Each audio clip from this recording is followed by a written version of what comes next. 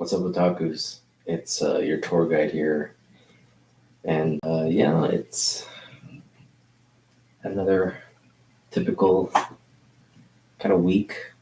Um, I don't know. It doesn't feel like Christmas quite yet, for some odd reason. I mean, wherever you go these days, you hear holiday music, but the weather here, it's been really wet, and it's been oddly warm here in the Pacific Northwest. And so I think we're having a little bit of a reprieve from the moisture this weekend. So that's nice. But it's just been weird. Hey, what's up, Miss So? Thanks for joining, as always. Um, so yeah, it just doesn't. It's I mean, there are times when it's really like you just can't escape Christmas. That holiday sort of, wherever you go, there's um, the Christmas music playing. It just feels like it's Christmas is kind of toned down a bit for a lot of people. Um, at least near where I am, it just feels that way. Um, we didn't get, we normally get this slew of Christmas cards as well. Um, Christmas cards aren't here yet. I don't know, maybe that usually they're here by now, like a week before, right? They're usually here a good week before Christmas. I guess we still have a little time. We could get some Christmas cards, but we haven't been getting any Christmas cards. It's just been kind of odd. But anyway, wherever you are, I hope, because I love Christmas. Christmas, who doesn't love Christmas, right? It's kind of the sort of family event of the year. Hey, what's up, Agu? Thanks for popping in, man. Um, you get a bunch of presents. You give a bunch of presents, and it's always just like the holiday of the year. It's the time of the year. It kind of marks the end of the year. So I don't know. Maybe it's just a little too early, but we've got about a week left, and yeah, hopefully it's very Christmassy where you are. But at the moment, it just doesn't. I'm not fully feeling Christmas yet. Maybe in the coming week that'll change. Um, but hope all of you are getting ready and getting everything prepared for a perfect Christmas. I know we all deserve it, right? We all deserve a well uh, a well planned and joyous end of the year time with our family and friends. In that spirit, I picked up a lot of books this year, and so I normally do like top 20 pickups. Um, if I'm if we picked up a lot of books or something, I might extend it to top 25. But this year, I don't know what next year's going to be like. I can't promise anything. But 2023 was definitely the year of picking up comic books. Um, because as I was putting this list together, I first thought, let's gun for 30, and I had 30 comics already, like instantaneously. And I said, well, let's try to extend it to 40. Hit 40 with no problem. So I kept going because I wanted to at least get some of these books that I really treasure in without without neglecting what we've picked up, to really accurately kind of showcase what we've picked up this year. And the list got up to 60. And this 60 is even leaving out a lot of books. So I'm going to put together, after I've gone through the entire 60 list, which is going to be spread out over 3 videos, by the way. I'm going to go 20, 20, 20, 3 times. Get it? 20, 23, 20, 20, 23 times. The 2023 list is going to be 60 books. But then after I get through that list, I'm going to put a special video probably right at the end of the year where we go over runner-ups, things that didn't make the list but that we felt like we can show off, as well as go over my target list for 2024. And I'm going to put about 24 books on the target list. I don't want to do more than 24 books. And again, you obviously, there's so much you could target in 2024. So I really want to get an essence of books that we should really be focused on, like Jim Lee books that we because there's a lot of Jim Lee books, but the ones we want to add first and foremost, as well as just have a handful of books, just general books that that catch our fancy and that are top of mind right now. Now that list may change. 2024 is going to bring a lot of different trends. We're going to have a lot of movies. We're going to have a lot of I think pop culture. It's going to be a big year for pop culture because the movies are coming back. Norman Rad, what's up, man? Yeah.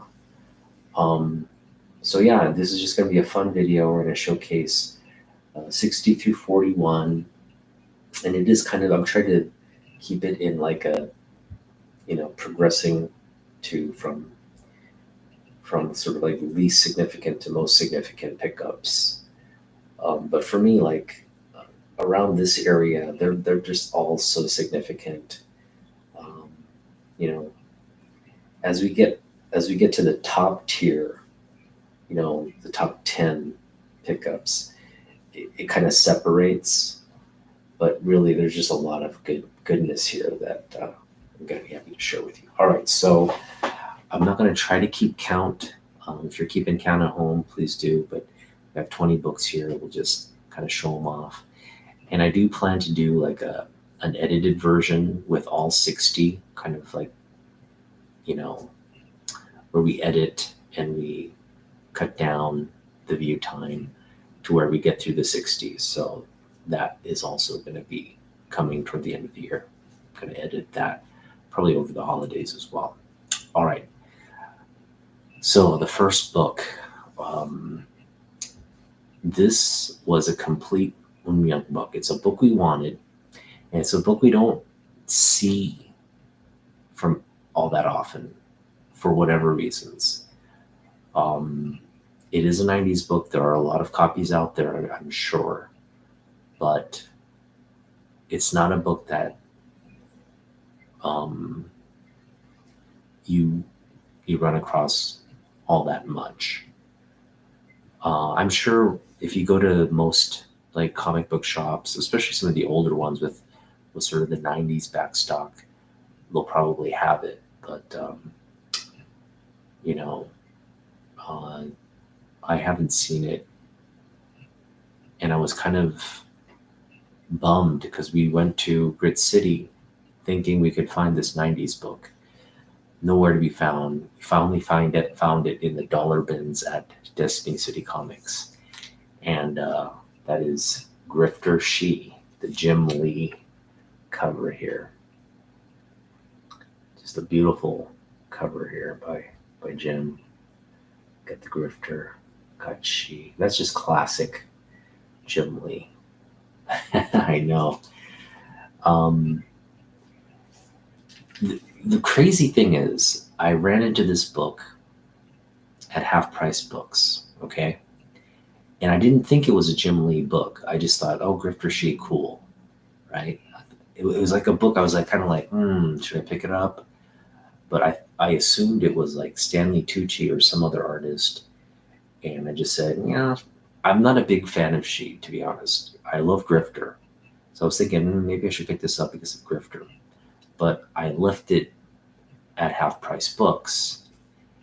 And I come home, and for some reason, I was just like, I want to look that book up just to kind of see the value and stuff. And I looked it up, and I realized, whoa, that's a Jim Lee book. He did the cover for this book. And so I was like, I got to go back and get that. So I went back the very next day, and lo and behold, there was a dude in there, and he had a stack of books. And right on top of his stack of books was this book, the book I'd left. And he bought it. And I was like, I was kind of like, man, should I say something to him? But again, he had a big stack. He bought the entire stack and just left. So that had me wanting it even more after that. I was just like, man, I got to get this book now. So we were targeting it at Grit City, and I just like scoured Grit City. I spent hours just like digging. I went to every vendor looking for like really this book and Classic X-Men 39, which I still don't have. Kind of jonesing for that book right now. But no luck with either of those. And then fortuitously, we went to Destiny City to pick up a book that I had on hold, digging through the dollar bins, and lo and behold, this thing shows. So I ran into issue number 2 first, and I was like, whoa, we found issue number 2, and I kept digging, and issue number 1 was in there. So this is just on the list because it's top of mind, it's fresh. It's about 2 months since little under 2 months then since I've gotten this book. And it's just the way I picked it up and how it felt like it was really like destiny, having missed that first opportunity, and then for it to come to me like that just is, it'll just, I'm sure you have books like that, right? Where it's just, there's a story behind it. You're always going to remember where you were, how you picked it up, and all that. If there's a book like that, comment below. Let us know if the circumstances around that pickup. Yeah, 90s stuff. I mean, I think the 90s comics really are the best. That's just my opinion because it's my era. It's my collecting era. I don't really have any. I can only compare it to like the earlier Copper Age. And of course the older stuff, because I was reading older stuff as a kid too. And the older stuff is good, but there's a little bit of like, it's a little, it feels like it's geared toward kids, right? The stories are a little out there, it's like, a lot of it's just like, they kind of make exceptions to make the story work or to have it play out a certain way. But not in the late 80s and 90s, because storytelling it got darker. First of all, it got more geared toward adults. So especially She, right? She is just like so violent and a lot of mature adult themes in it. So, but yeah, that's kind of like, that's for me is like, it's kind of what the modern era, it's a continuation of that, but really started right there in the late 80s, early 90s in terms of mainstream, like mainstream publishers, Marvel, DC, Image. So I think it was just a sort of a pivotal shift from comics in the past to what comic books are now. So yeah, collecting She is pretty cool. I feel ya. All right, next we've got, this was a pickup from Bellevue Coin and Stamp. The dude, so the old owner in there, I haven't seen him in the shop in my last 2 visits, so I'm sure he's okay, but I'm just kind of afraid to ask, like, like, oh, where's the owner? I just hopefully I see him in there. Maybe he was feeling under the weather, but um, very old. The older gentleman, he's in there with his brother. They're like big time, like stamp and coin collectors, right? And then I think the younger brother also is just a comic book collector. So he just has his, he owned this uh, sort of a collectible shop, and he definitely had comic books. You could tell it was an older shop because uh, he has a lot of stuff from bronze, copper, and all throughout. So he just had this shop for like many, many years. Um, and I found this book there, and again, it was half off, really good price. But for me, the grade on this thing is what makes it really memorable. But I got Justice League 138. Great Neil Adams cover here of Adam Strange. And again, the grade is what is really impressive on this beautiful Neil Adams book. So yeah, this is number 59 on the list. Great book. Next, I gotta be honest, I don't recall where I picked this up, but I think I picked this up. I want to say it was a dollar bin. I think it was a dollar bin at I gotta go back and watch my videos, but I believe it was a dollar bin at from West Seattle, the shop there. I forget what the comics book shop is called. I'm pretty sure it's where I picked it up, but it's man, was it a pickup? I mean, it's a solid VF, no creases, just some spine ticks. Put a newsstand copy. We got Uncanny X-Men 212. This book is blowing up right now because of now there's a couple of Sabretooth books that are blowing up right now. One is the Greg Land sort of homage cover to, what was it? I think it was, it's the comic where the lady she's decapitated by the axe. There's a bloody axe. Her head's decapitated. That was the one of the EC comics, horror comics that made the congressional hearing list, right? That's corrupting the youth. So there's a Greg Land Wolverine. I forget the number, but it's of Sabretooth and Wolverine's claws. That's obviously an homage to that EC book. That is a hot book, as is Sabretooth first appearance.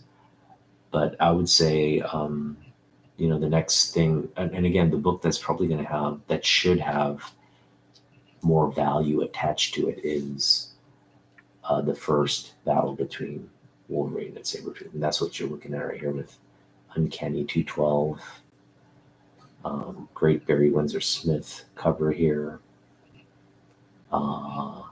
Yeah, you just got to get this book.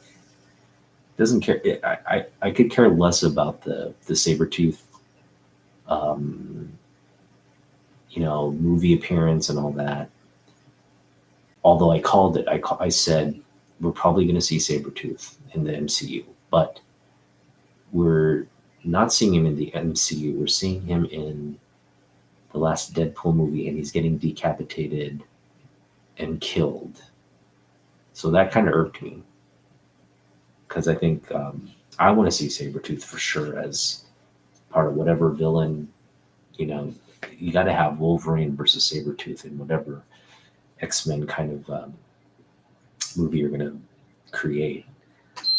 So hopefully it's just like a joke or something. I don't know. I'm sure they'll find a way to revive Sabretooth and have him be a productive member of the evil mutants. But you gotta see that. Yeah, I will protest if they keep Sabretooth dead. So coming in next, we've got this is a pretty nice copy. I mean, it's not. I would say it's in the fine for sure, but in terms of the cover looks absolutely clean. It's just you can tell it was pressed. It's kind of straightened.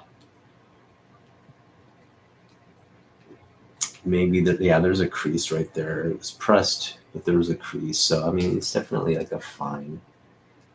And you can't see the crease, but if you look up close, maybe you can see it from there. You see it from that angle right there. You see it. See that indentation there. So it's not color breaking. I don't know. Maybe that could be pressed out a little better. But yeah, this is just a classic book here, Death of Phoenix.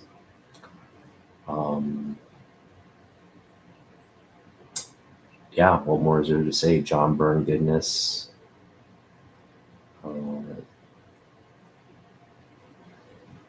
It's a classic story right there.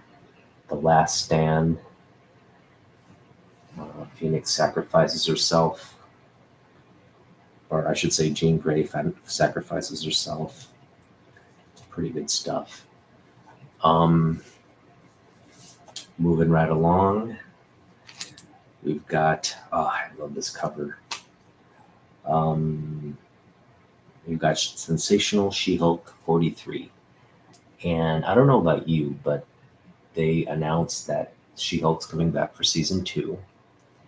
And I couldn't be happier because I did get an opportunity to kind of watch a few episodes that I really liked. I really thought it was well written. And it really kind of captured the tone of it, captured the comic book. You could tell the writers were like, okay, we're gonna incorporate the essence of this series into the. It's kind of like they did a lot of the modern comic writing in this series, but there were glimpses of like this series in particular. So it was nice to see. And I don't know, I still kind of want to collect this entire run of Sensational She-Hulk.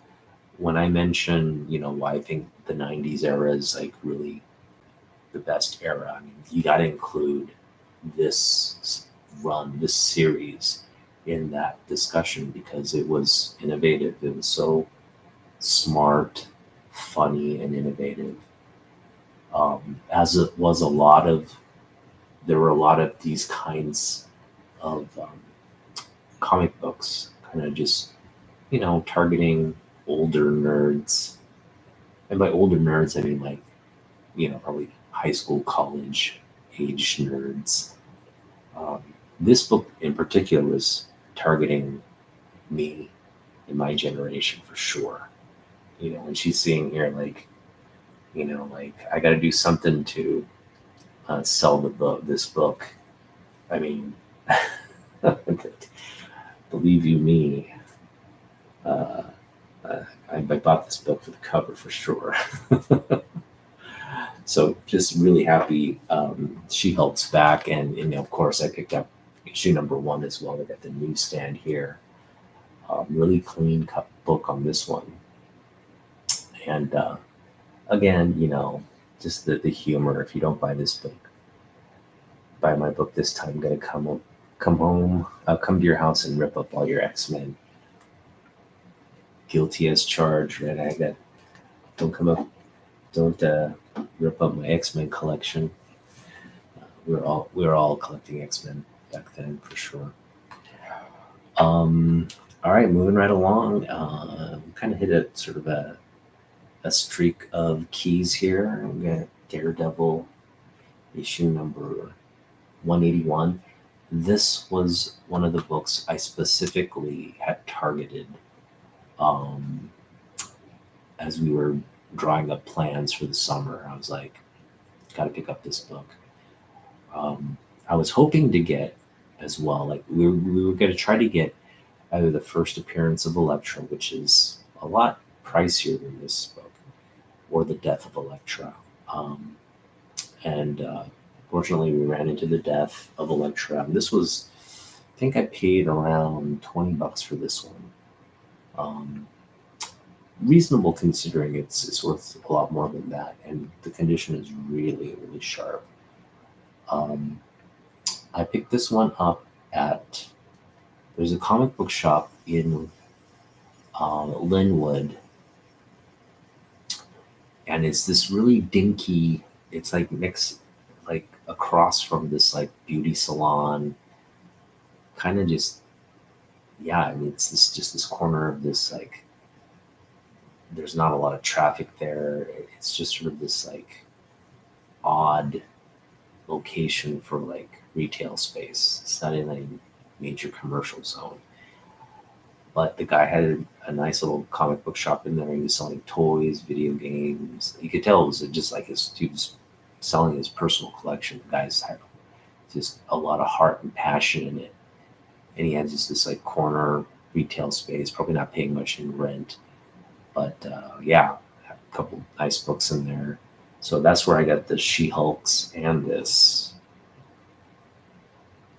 I think. Pretty sure, yeah.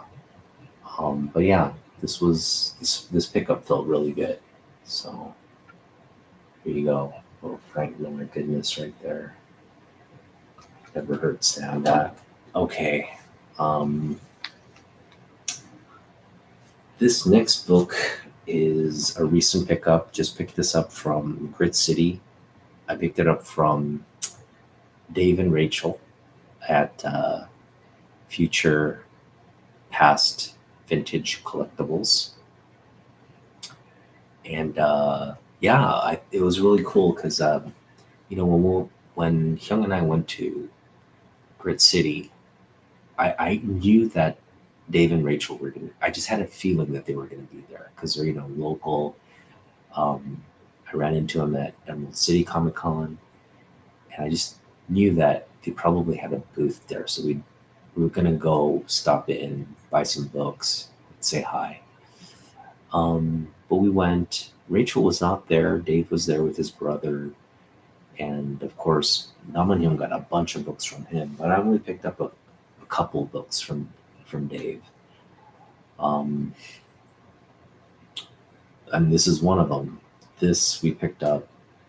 It's a low grade copy, but it presents well. Just kind of in our wheelhouse in terms of pickups, especially if we can get for $2.50. So we paid $2.50 for Neil Adams Action Comics Classic and Key. This is the I think the first appearance of the Parasite, or maybe the second appearance. But either way, it's a key book. We got Superman with the black eyes. Just classic stuff right there. So yeah, that was great. That was a nice pickup right there for $2.50. This one we picked up in a live stream claim sale. And shout out to Rage Theo. Again, love his live streams. And we got it for a really good price. You got it for $30 shipped. And it just presents really well. I mean, the book has issues for sure. The spine it's intact, but it's very worn. Probably see right there. Not that it's split or anything, but it looks like it could. Like if you opened it up, it could split. But other than that, it's decent. And again, this is just such a key X-Men issue. It's where you get the sort of the more modern look of the X-Men. They change the costumes there.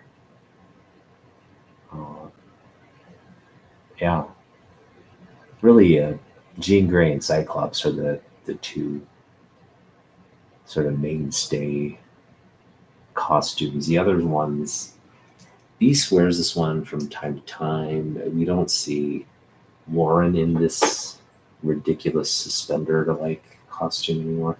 And of course, Iceman's just kind of always look like that, right? So yeah, I just thought that'd be a very nice. If I'm gonna have, I can't obviously have a lot of the older X-Men books, but if I'm gonna have something, this would be a nice uh, pickup to have. Yeah, no, the Linwood Comic Shop. I don't think there are coins there. It's again, it's a little corner shop. They've got he's got like a table of short boxes, dollar bin books, dollar or quarter bin books on the bottom, and then a bunch of just like toys and like random like toys and video games and stuff like that.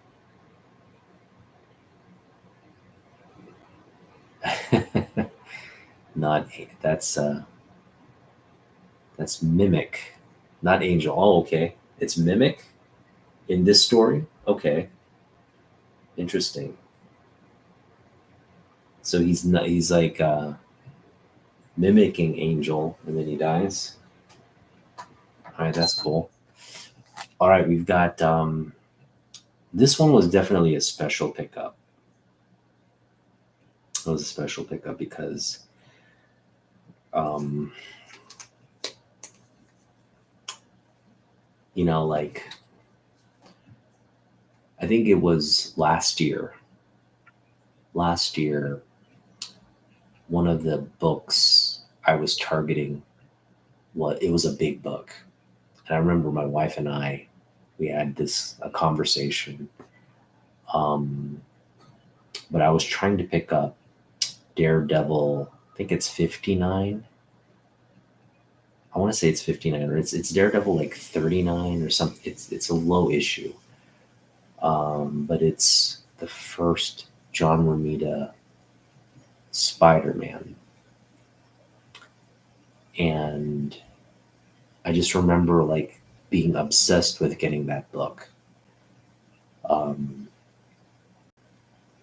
and I was just looking. I was looking in eBay listings. I was looking at Mercarius listings.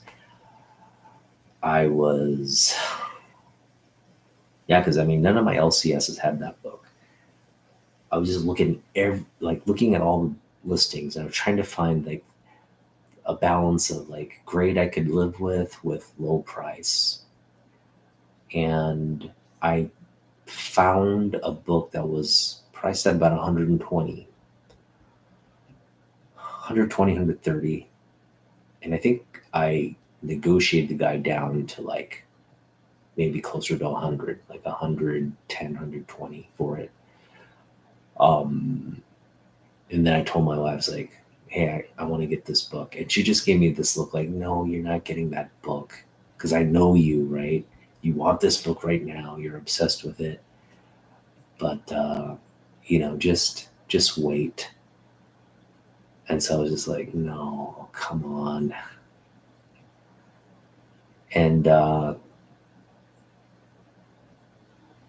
yeah, there's a lot of games there. Yeah, Agu, there's a lot of games there and comic books. But it's a really tiny shop. Like it's so small. Um, not a lot of comic books, but I mean he's got a good selection. I I kind of I kind of went through all of it. But you're welcome to. There's a bunch of stuff still there. Um, but yeah, so I did not pick up that book, and then I went to Burien, Jeff's old shop, and as I was digging through the like it's 25 and 25-cent and dollar bins. I found it in the dollar bin, but it was a reprint, but it was the same cover. And I picked up for $1 and I was like, you know what? This feels just as good. It's obviously not the original Daredevil Silver Age book, but it was a Bronze Age reprint of it with the same cover. Actually, graphically it looked better. They put like a green border around it. I have a low grade copy of it, and hopefully, if I run into a higher grade, I'll definitely pick that up. Or if I can get now that Romita First Spider-Man is just like it's a good $200-$300 book now. Even the a low grade, you're going to pay in the high hundreds to 200 for it right now. Yeah, so it's like maybe it'll go down, but I doubt it, especially with Romita Sr.'s passing. But yeah, like I just remember when I heard the news of his passing, I was just like, man, I wish I had picked up that book. I wish I had gotten that book when I had that opportunity back then. And so as we were hitting shows in the summer, like SummerCon and just going to comic book shops, I was like looking for reprint anything. I picked up a lot of Romita Sr., a lot of it reprints and stuff. But definitely it was like in my view of stuff to pick up. And yeah, to get this, I think I ended up paying, I want to say, a couple bucks for this. I think like maybe 15, somewhere in the $15 range. I didn't pay a lot for it. Definitely didn't pay over 20 for it for sure. I think I kind of like bundled this and it ended up being like getting it cheap. And that's ASM 151. This is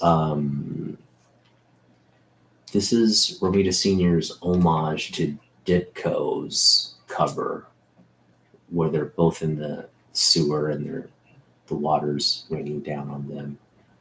But I mean, anyone will tell you Romita Sr. is just that's Spider-Man. Ditko, as great as he is, was nothing compared to Romita Sr. Romita Sr. just a better artist, and that's my opinion. Just a better artist. He was just a better artist than 99.9999% of folks. Okay, so absolute comic book legend, and I think this is just one of his more like classic. He's got so many classic Spider-Man covers. It's ridiculous, but if we're gonna just go iconic covers, this is definitely up there. So ASM 151 really just. I love this book. Creases and all. It's a great book. All right, moving right along. This is another book I love. This one we picked up at Chef's for, I believe, $18, 15 or $18.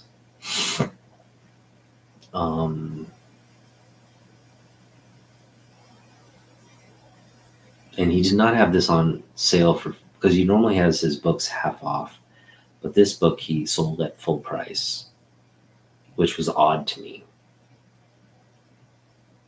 But yeah, he sold it at full price, which is fine.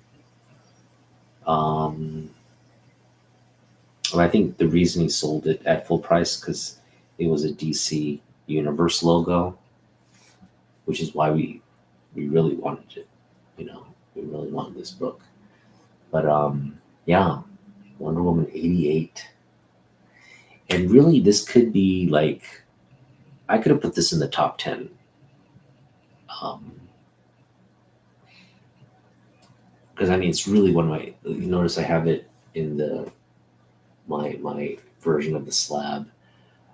Um, it's one of, I mean, I'm always showing it off in the background too, because it's just one of my favorite books. I really, this year, I really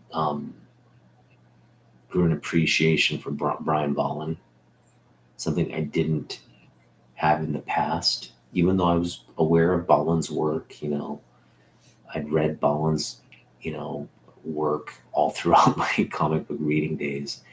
Is just his art just never stood out to me until this year, until I got older, and then I took another real like hard look at the art that he was producing in this era, and I was just like kind of just amazed, um, and so definitely I've been like kind of focused on picking up, especially this Wonder Woman run, but whatever Bolland I can pick up, and that's not going to change next year. That's going to continue. But yeah, this could definitely be in the top 10 pickups for me. But that's why it was hard to put this list together. There's just so many really worthy books that we picked up.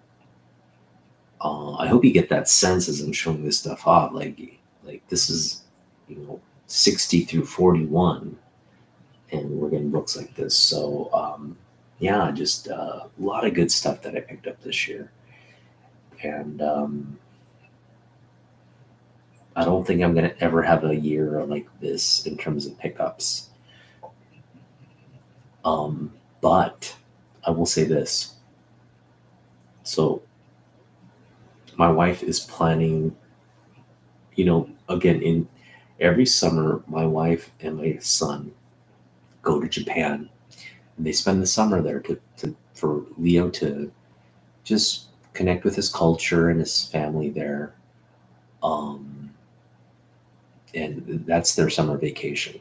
Now, there'll be instances where I go. I may actually go with them this coming year, but I won't stay long. I'll probably stay a week at most and come back. And they'll stay for the entire summer.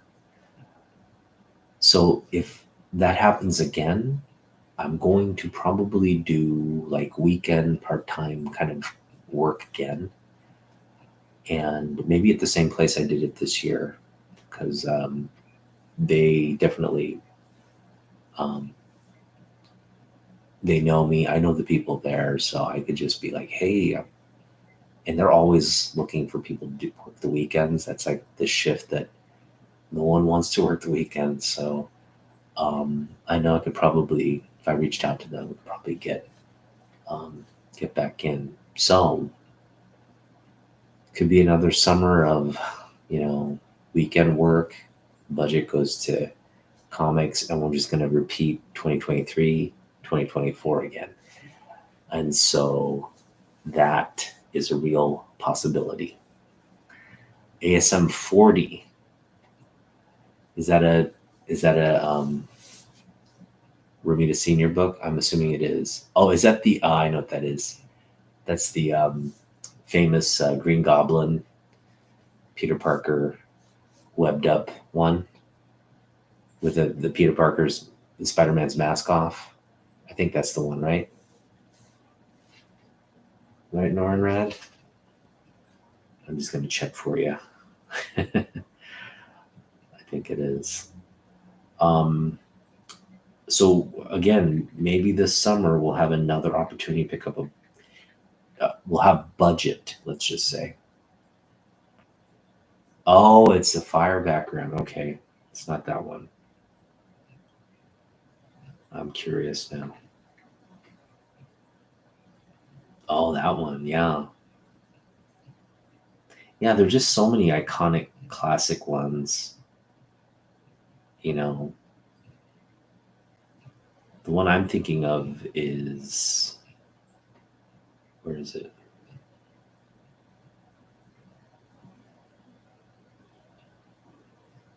Not seeing it. Anyway, what I'm thinking is I think it's 30 something. I want to say it's 35.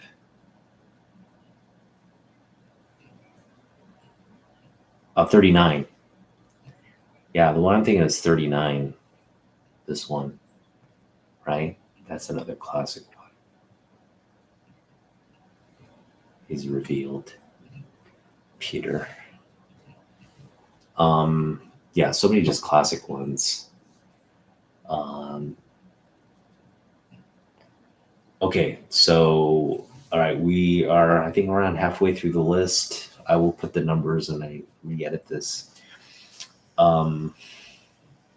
Speaking of incredible Spider-Man covers, I picked up this one for $1.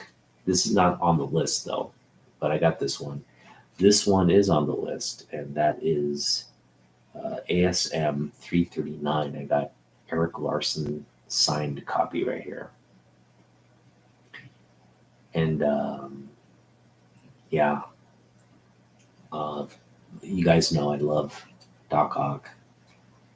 And this is just, I mean, normally you see Spider-Man getting choked out by the tentacles, but here, like Doc Ock has him in his hands, and he's just choking him out with his hands. So it's just, and he's got this intensity. Look at that, Larson, Eric Larson, just creating that intensity there on the cover.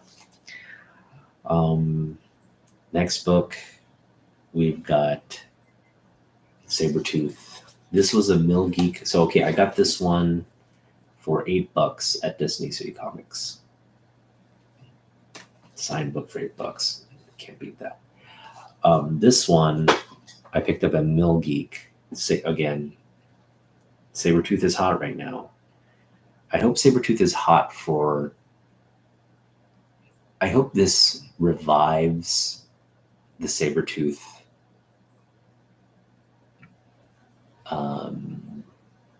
because Sabretooth has always been a fan favorite, okay? It's always been a fan favorite. The issue, though, is we kind of briefly saw him in the Fox X-Men movies, and then nothing since. So he hasn't been... I know in comic books he's still very much a central villain, right? Although I think, did they kill him off in the... they did kill him off in House of X, right? They literally, he was like breaking all these rules on Krakoa, so they basically sentence him and they put him in this like Phantom Zone like pit. The island eats him up and he's just dead. He's gone. I don't know if he's back or if they bring him back. They better bring him back. This motif of killing Sabretooth and leaving him dead, it just needs to stop. Okay. But Sabretooth is hot right now, and I hope this, at least in the comic book community, okay, hope this reignites some passion for his key issues, okay, because again, you've got Doc Ock to Spidey, you've got Joker to Batman, you've got Lex Luthor to Superman. Well, who's Wolverine's arch nemesis? It's this dude right here, Sabretooth. And in the 90s, you got his first solo series. Now, this is one of 10,000 signed copies by Mark Teixeira. Signed copy there. Beautiful book. Absolute pristine condition. I got this for 50 cents. 50 friggin' cents at Mill Geek. And if Russ were in the shop when I brought this to the counter, he probably would have been like, dude, he probably would like, oh, I totally missed that. But yeah, this could easily qualify as like pickup of the year, especially now. Get now, given all what's going on with the Sabretooth beheading and Deadpool appearance. But yeah, this was like a huge pickup. I think the only thing I want to pick up maybe in 2024 if we run into more copies of this is the newsstand, the 90s newsstand of this, which is going to be hard to find in high grade on a book like that because it's this just red cover. Um, Beautiful book. I love that book. All right, moving right along. And just again, it's just going to get bigger and bigger from here on out. So at least for me, like bigger for me. We got Jim Lee, Batman Damned, Jim Lee variant signed. Oh man, beautiful book right there. That's just, I mean, I'm gonna get you up close into it. Like look at the detail on this cover. First of all, it's dark. When you look at it from there, you don't see much except black, right? Then you get in real close, and you see the suit. You see all the fine detailing on the suit there. You just realize, man, this is just a dope ass cover. Uh, you know, I know Trev. If you rewatch this, I know that's what you're thinking. Damn, you're thinking, damn. That's what you're thinking on that cover because it's just again some of Jim Lee's best work. I mean, I think this could qualify as Jim Lee's best Batman cover, there's a lot of great Batman covers. Okay, but this could qualify as the best cover just because, again, all the detailing on this suit, um, it's just crazy. All right, this next pickup is one we got double signed at Emerald City Comic Con this year, um, which is back in spring. And again, uh, there was no hype around this book, nothing, you know, maybe there was a little bit of spec that Gunn might do something with it. I think there was a little bit of sort of this um, long shot spec around that. But the reason we got it was because I just got a bunch of Kevin Maguire books from this run I wanted to get signed. And, Kevin was really gracious. He did like, I think, 5 signatures for free, all for free. So we're just really happy to get all those books signed. So, but this is definitely one of the uh, ones that made the list that we're really happy with because we got Joe Rubinstein's signature. We also got Kevin Maguire's, and that's Justice League International 24. And I just love this cover. Look how awesome this cover is. Kevin Maguire is just freaking such an amazing artist. And fast forward, this was back in March. Fast forward 9 months, and we kind of get confirmation that, we are getting Maxwell Lord, right? Which is a character introduced in this run of Justice League. And then, we know Booster Gold is coming, right? Also in this, we know Blue Beetles could be there. Blue Beetle just had his own movie. And we know Guy Gardner is coming. So I don't know what more you have to, if you weren't specking before, you should definitely be specking now on this run. Picking up all the keys and stuff if you can, because they're still relatively cheap. Okay, and I say still, but given where we are and given where we could end up with Gunn's DCU, right? They might not stay relatively cheap for long. So yeah, pick them up while you can in the 58-cent and dollar bins, because I'm sure this entire run's going to be graduating at some point. But keep in mind, these are like 90s print run books. Okay, we're talking like, you know, hundreds of thousands of copies out there. So don't go crazy, don't overpay for the book. At the same time, if you find it for $1.50 and you think you like the art, you like the story, and you like everything about the book, do it. Do it now. Because I think the dollar bin days are good. It's going to graduate from the dollar bin days. It's going to end up in the $3 to $5 bins for issues, as it should. Even though there's a lot of copies, I think people should value it more. All right, the next book.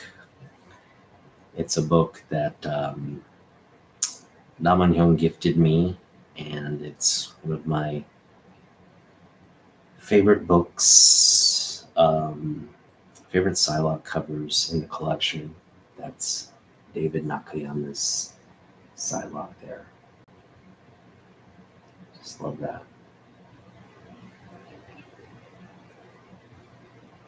Nakayama goodness right there. We love David. David is one of our favorite artists. I wish I could pick up more of David's books, and I probably at some point will do that. It's just I have so much other like peripheral, like core collecting stuff that I want to focus on. David is really sort of like a kind of like a luxury, right, on top of what I currently have. So I'm really just focused on maybe some of the top stuff for David. I mean, like stuff like this for sure. There's a DNA Superman cover. I absolutely love it. Similar to this, you got the blue background, you got Superman in the blue suit, and I want that cover. It's just, it's a $9 book, I think. A little bit more than I want to spend on like a variant cover for a modern book. But I'm thinking at some point I'm gonna have to pull the trigger on that. Hopefully we can pick it up for less at some point. But these DNA covers, there's not a lot of them are in print, so it's maybe we'll pick up a signed one from his website. Maybe that's what we'll do. Pay like 25 instead of 10. But we'll see. It's just one of those things, like if we have bandwidth for it, we'll do it. All right. We're down to our last 3 books for this initial list. Again, we're doing top 60 books. This is the first 20 of the 60. So we've got 3 more books left. This is what? 43, 42, 41. So this is 43 on the list. We've got Countdown to Infinite Crisis. It's a one-shot, but it's, again, one of my favorite covers. Just one of my favorite covers in comic books. What's up, Aiden? Welcome. Long time no see. That is Countdown to Infinite Crisis, the Alex Ross and Jim Lee collabo. So if you're a fan of Alex Ross, you probably, looking at this, you're probably like, Alex does it better, right? Alex does the Alex Ross style better. And I would not disagree with you. I think Alex Ross style really suits Alex Ross, and Jim Lee style suits Jim Lee. But this is pretty stunning as well. I think where your eye fools you is that when you see something like this, you expect to see like Alex Ross, and I think Alex Ross has definitely that a better sense of realism to his sketches and drawings. Um, it's not a comic book. It's kind of like this painting, right? This like kind of like oil painting that you would see that really has all the shading and lighting that makes it photorealistic, right? But um, I don't know. Jim comes pretty damn close when Alex is finishing. Like first of all, this is Alex Ross ink. I shouldn't say inking. It's his painting, right? It's his painting. He's painting over the sketch, and then and in that painting, it's cut. So it's like inking and coloring, but all Alex is doing it in his style, which is just painting it. He's just painting over the sketch. And man, the cape work on Batman, the anatomy on Batman here, just incredible. I think where your eye probably is like as you get in the background, the characters just start looking a little bit more wonky. But either way, it's a key book because you don't see this style for Jim Lee every day, and I can appreciate what Alex does now on a higher degree. Um, and I am an Alex Ross fan. He's just not in my top 10, but he's definitely in my top 20 artists. Um, and the reason I don't collect more of Alex Ross is there's just so much Alex Ross stuff out there. It's just like to try and pick up stuff would be like it'd just be too big of a lift. So it's kind of like one of those things like you got to focus on something. I'll focus on Jim, but I'm really happy to pick up this signed copy of Infinite Crisis. And so whose signature we're going to add, hopefully in 2024. I'm going to try to add Jim's signature. Although I say we hope to, but I've got so many books. In fact, this book isn't on my list of Jim Lee books to get signed. I did that list a while back, and I've narrowed it down to like 3 to 6 books. And this book did not make it, unfortunately, but we'll get it signed someday.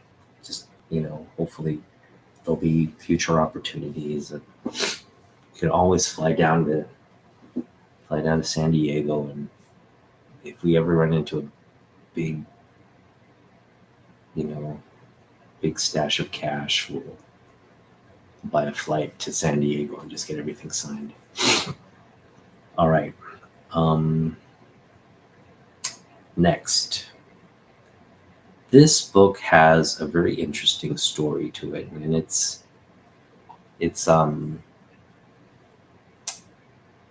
actually stems back to last Christmas.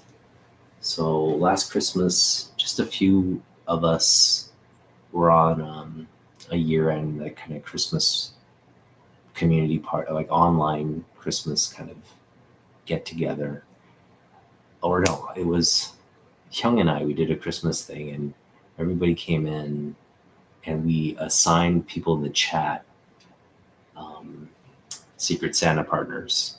So we had to just pick out nothing major. Just like we had to kept it under $20. You could go over it if you wanted, but we wanted to keep it like we didn't want anybody like giving like a $500 book and getting like a $5 book in return. So what we did was we kind of capped it at $20, and you could send just a small care package of books.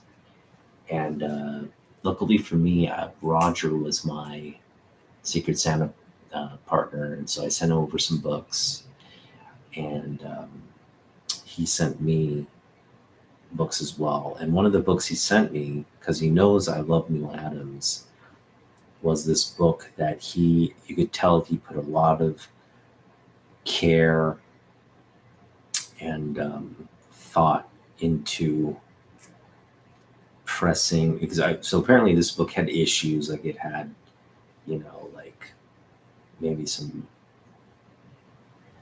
waviness, bending, whatever you want to call it. It was a older book that had been loved and just in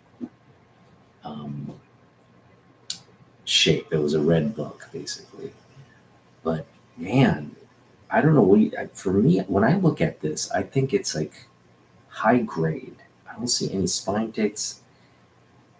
I mean, no creases. He did a beautiful job pressing and smoothing it out. It just looks beautiful. And so when I got this book and I heard Joe Rubinstein's coming, I thought, well, I can never get Neil's signature on this, but what better way to kind of immortalize this book than to get the other artist who is featured on this cover, and that's Joe Rubinstein. So we caught up with him. I think I paid $10 for two signed books from him, and this is one of the books. You saw the other one. There's a JLI 24, but this is the other one he signed for us. And yeah, I mean, Rubinstein wasn't the friendliest guy. We were definitely like, I was awed just to be in his presence, but he was kind of in like, con mode, I guess. And he just kind of like, all right, give me your books. And he just signed them, and he kind of gave them back to us. I wish I could have had maybe some more. I did kind of want, I said, I did ask him, I was like, I know, you worked with Neil closely. Do you have any memories of this book? And he's like, not really. So he wasn't forthcoming with a good Neil Adams story. Kind of got the sense maybe there was some animosity there, because he could have signed anywhere else on the book, but he kind of decided to sign over Neil Adams' signature, which I don't know. It could have been better placement on that. But happy to have it, and I love this cover. It's an homage, Neil's homage to his own 244 Superman 233. And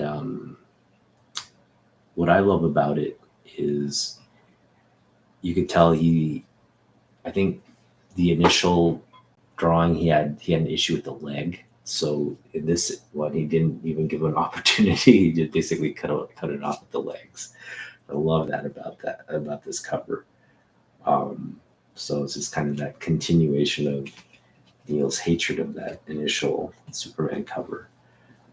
But yeah, definitely sort of an homage to that. All right, we're down to this is not again, it's 41. The list is ongoing, but this is sort of the last book in our initial top 60. The top 20 of the top 60. Sorry, the latter 20 of the top 60. And this is a book that was very high on my list of books to have. And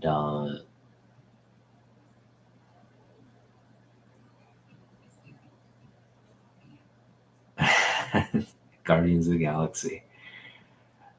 Rocket Raccoon is a great character for sure. And I hear he's getting his own, he's going to get his own, I think, Disney Plus series or something, which would be really cool, I think. I don't know if what's this? Bradley Cooper. I don't know if Bradley Cooper is going to play Rocket Raccoon. I don't think so, but I'm sure they could get a voice actor to mimic Bradley's, take on him. But that would be really, I think, a great series. It'd have to be somewhat high budget because of all the CGI work you'd have to continue on. You have to stay consistent with that movie level CGI in the TV series. So it would definitely be a high dollar value attached to that production. But man, I think a lot of people would tune into that. So yeah, great. All right, so this is a book it's just, wherever I go to pick it up, it's a $10, $15 book, $20 book. So I just kind of was like, I'm going to pick it up when I pick it up. I picked up a dollar version of this book, the dollar comics version of this book. I've also picked up different variants of it.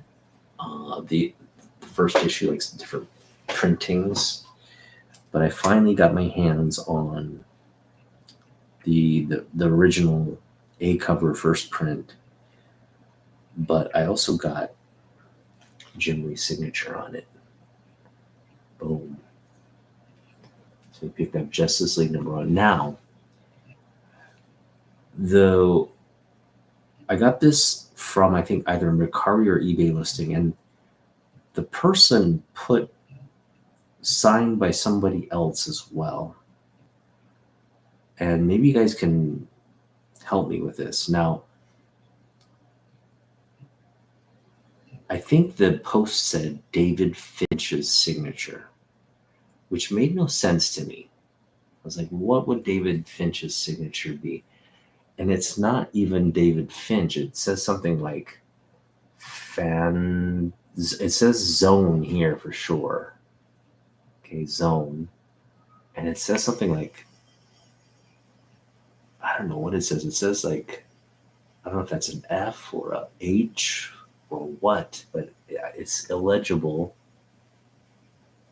Maybe Flash something Zone. Help me out with that if you guys know what that is. But I don't know who that's signed by. They're saying it's David Finch in the ad. I was like, why would David Finch sign such a book? And why would he write something like Finch? If that is his name, why would he write something random like Finch Zone or Flash Zone or something? So it's a bit of a mystery, but I will get to the bottom of it. But anyway, Jim Lee's signature is unmistakable there. It's just this secondary. And again, it looks like Flash Zone or something. It's not Phantom Zone, because Phantom Zone would be a PH, unless this person didn't know how to spell. But it doesn't even look like Phantom. It just looks like FLA and then just scribble. If you can figure it out, let me know in the comments. All right, so that is our initial list, 60 through 41. We're going to go through 40 through 21 in our next video, which I want to say is going to come out Friday, the next Friday. And then hopefully we do the next one that Christmas week. So the top 20 pickups, the Christmas week. And then we'll do the runner-ups and the 2024 targets right before New Year's. So hope you guys tune in for that. But thanks for tuning into this list. Again, as you can see, I picked up a lot of good stuff. So it's just going to get, I think, continually better, hopefully, with the top stuff coming up. And yeah, Happy holidays. Hope you guys create some wonderful, memorable um, times and experiences with your family. And just be kind to everybody. And we'll see you in the next one, all right? So, peace out. Otaku out. And we'll see you in the next one. Bye.